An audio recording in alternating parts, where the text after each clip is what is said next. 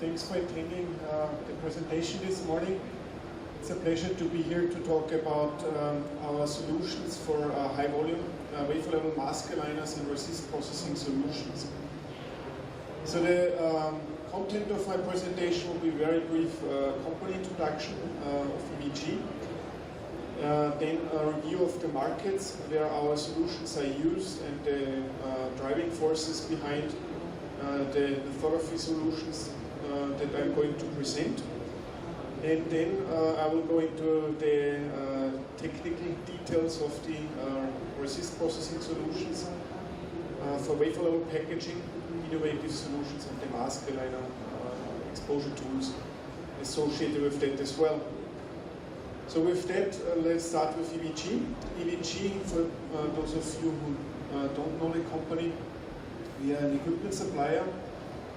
We supply wafer bonders, aligners, coders and developers, but also thin wafer handling solutions based on temporary bonding and debonding, cleaners and inspection systems. We supply those systems into a variety of markets, ranging from advanced packaging and 3D interconnect to MEMS market, SOI and compound semiconductor and silicon-based power devices. Those are all markets that are fairly relevant for the market here in Taiwan as well, especially the advanced packaging, with a strong industry in Taiwan as well as MEMS. Huge volume of MEMS is today produced in foundries here in Taiwan. And last but not least, also in the compound semiconductor industry with the LED applications. It's a very strong industry in Taiwan. EVG has been founded in 1980. It's a privately held company headquartered in Austria, and we are about 700 employees worldwide. And one of our main things is that we're also very R&D focused. So we invest about 20% of our revenue into R&D every year. So again, our portfolio of solutions we provide ranges from aligners, coaters to wafer bonders that we provide into different market segments. So the main topic for today is resist processing solutions and mask aligners for wafer level packaging and high volume applications. So the main area for growth for those solutions is in the so-called mid-end technology. So traditionally the industry was pretty well sectioned into front-end technology, front-end offline and back-end offline, traditional packaging. But nowadays with the development of more advanced packaging technology, there has been also a gap being appearing between the front-end offline technologies and the interconnects that are used there and the traditional back-end offline. And this is filled by more innovative packaging solutions, which are called mid-end technologies by some people today. So those include TSVs, redistribution layers, wafer level packaging based on C4 bumps. That also poses different requirements with respect to handling of the wafers. The thin wafers requires also innovative solutions for assembling based on wafer-to-wafer bonding and chip-to-wafer bonding. But the topic of today's discussion is, of course, the lithography that's associated with this wafer level packaging. This is also a heavily growing market, is also shown by market analysts, so I will not go into more detail on that. But the takeaway is that there are different applications that require more innovative solutions, and that ranges from assembly of devices such as optics at wafer level for cell phone cameras, camera modules, 3D wafer level packaging for MEMS and sensors, then also the wafer level packaging applications such as fan-in packages, shown here, fan-out packages with reconfigured wafers, including wafer level molding, and then fan-out processing 3 distribution layers, wafer bumping as well. And then the more 3D type packages, starting with embedded die, 3D ICs based on TSVs, 2.5D interposer applications, and the more traditional flip chip packaging. What all those applications have in common is that they have pretty new and challenging requirements with respect to lithography. So we have here devices and wafers that have surfaces that are not flat, as we were used to in front-end applications, front-end of line, or also in more traditional back-end applications. We have 3D structures that need to be coated with resist, and where we have to do patterning by lithography. And this is an area where there is a space for new and innovative solutions. So again, we have here topography. We have to process resists with varying thickness, ranging from relatively moderate thicknesses of 10 microns up to very thick layers of 200 microns, which are used sometimes in wafer level packaging of, for instance, image sensors. Then we also have to deal with permanent dielectric layers, organic dielectrics, such as PCB or polyimides. Then we also use relatively thick resist layers for RDL patterning, sometimes with over surfaces with topography. So this is an area where spray coating can be a good solution. And then also TSV processing is a topic there where new and innovative solutions are demanded. So I'd like to start first with the solutions for coating, innovative solutions we offer there, starting with spray coating. So we have here 2 technologies. The first one is the so-called omni-spray technology. This is a spray coating technology based on an ultrasonic atomizer that's used to create droplets that are carried onto the surface by a nitrogen carrier gas stream. And what the technology can do is shown here on this first slide here.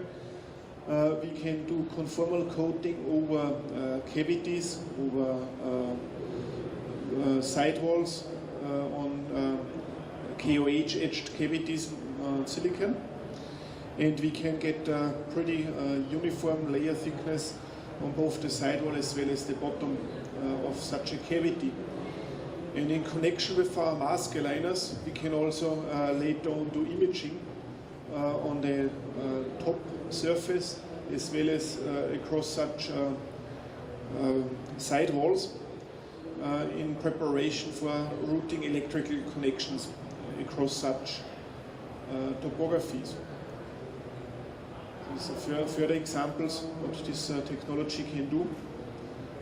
Here again also showing that we can do lithography at the bottom of such a feature as well as at the top at the same time. Here again routing electrical connections via such topographies. Another application for this type of spray coating technology is for protection layers that are used in dicing by grinding operations for very small die. So in that case the surface is coated on the top but also in those pre-etched trenches that are used to separate the dies later by grinding. So the key idea here is to protect those sidewalls during the grinding operation so that we get a clean die afterwards. So how does the technology work? I already mentioned that we use ultrasonic nozzle to atomize the resist into small droplets, approximately 20 micrometers in diameter. When they exit the nozzle, we use the resist at a relatively low viscosity. So it's very well suited for resists up to 20 centipoise of viscosity. Higher viscosity resists can be diluted by adding solvents, which is also actually a process parameter that can be used to design the behavior of the process by the selection of solvents. How fast will the solvent evaporate based on selecting different solvents with different vapor pressure. The wafer is sitting static on the chuck, and the nozzle is moved in an X and Y scanning motion in one of the solutions that we have. And another solution is also to rotate the wafer at a slow rotation speed and to swivel the nozzle across the wafer to cover the entire surface area. This can be configured according to the needs of the individual application and the different requirements in terms of productivity. Then also, in order to control the process, we have the capability to use a heated chuck, which already starts drying a resist once it lands on the wafer. And this is very useful to ensure that the droplets stick on challenging parts of the topography to get the good coverage on sidewalls, on corners of the topography. Yeah, this type of spray coating chamber is available on a variety of equipment platforms we offer, including our EVG 150 platform, which comes in two wafer sizes, up to 200mm and up to 300mm wafer size. The 200mm platform spans from 2-inch wafers all the way up to 200mm. So it's a pretty versatile platform supporting a variety of applications ranging from MEMS applications to compound semiconductor applications such as gallium arsenide, power amplifiers, filters, but also LEDs. And the 300mm platform obviously targets CMOS applications, for instance CMOS image sensor packaging, as well as emerging 3D stacking applications. And it spans 200 and 300mm wafer sizes in the 300mm platform. A very economic platform for medium-size production applications is also the EVG 120. It's a very compact platform and also very versatile. It includes also the omni-spray option, obviously, but also standard spin coating applications. Yeah, another unique technology that we offer is the NanoSpray and NanoFill technology.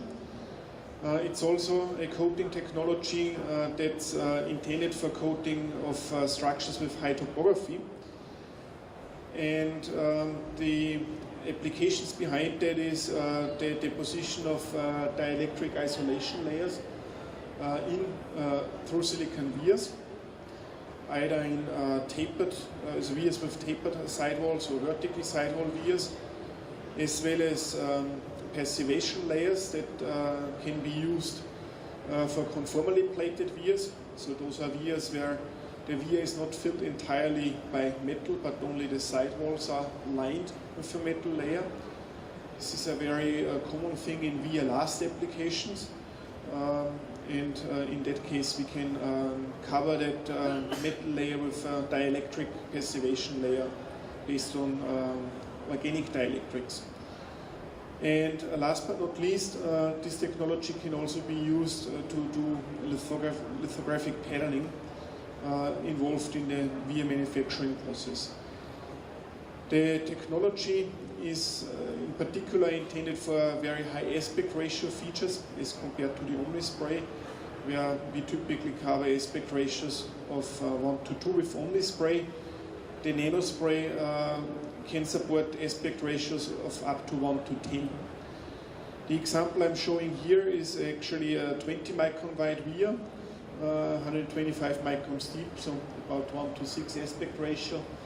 And you can see here that we have a pretty conformal coverage, including the topside wafer surface, but also then inside the via, ranging from the top corner all the way down to the bottom, where we can conformally deposit the photoresist or the dielectric using this technology.